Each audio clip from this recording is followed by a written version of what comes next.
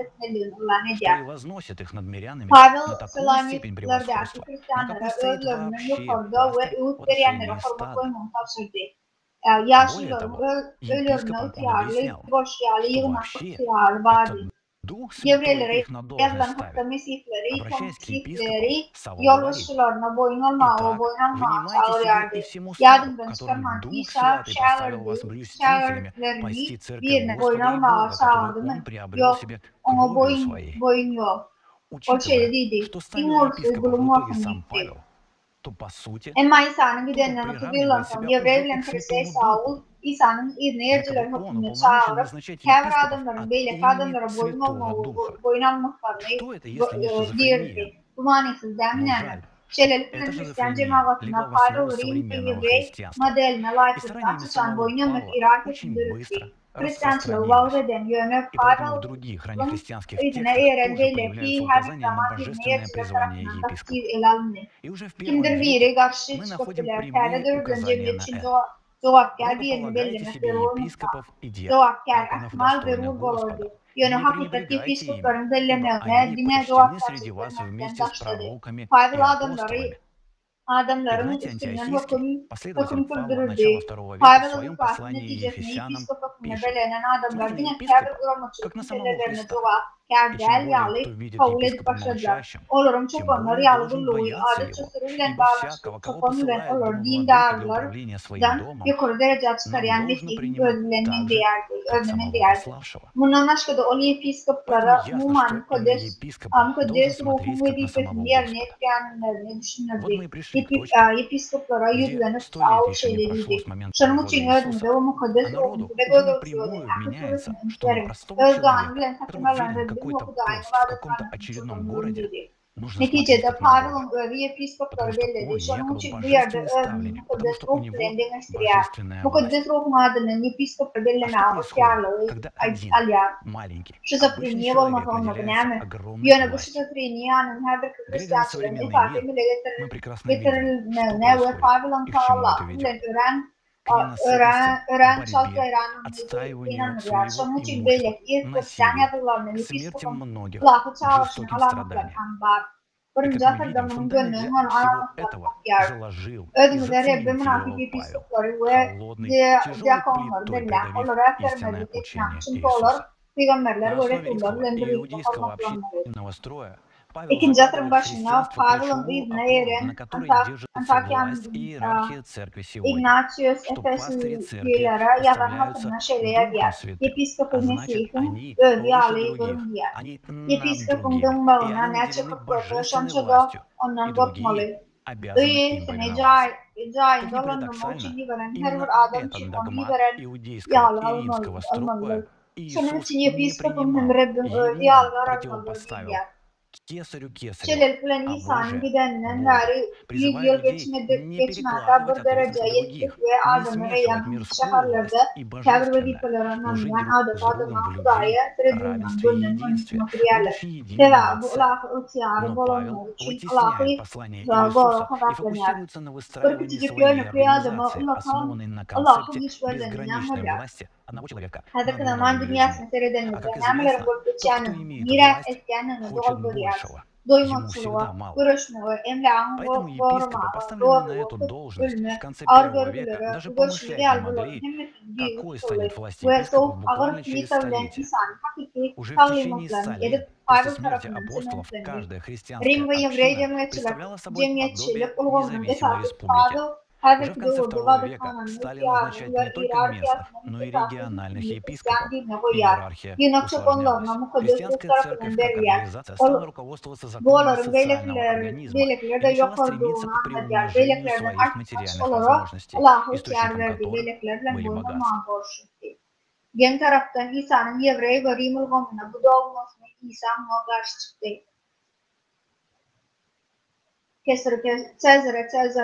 Cezare dışında Hudaya ve Hudaya dışında diyenler var. Olur cevap verçiliği başkalarının üstüne yüklemeyi, dünya gücünü ve Allah'ı tartıştırma ve değerli akıda vurulmakla sevgi dengeli kocalıklık yaşamaya çağırdı. Emma Pavel İsa'nın haberini yerine getiriyor ve kupadının üstüne bir adamın çaklığı için çağırıyor. Yine değerli gücü olan adam has kökler isteyer, onun hiç tat getirirler. Şunun için bir zaten hakkında bu ditavelerine episkoplar bırakırda episkopların gücünün aklı bol götürüğünü görenleri apostollar ölümünün son 100 yıl veri her Hristiyan cemaati özası İkinci atırma ahımına eylem dine bir yerli del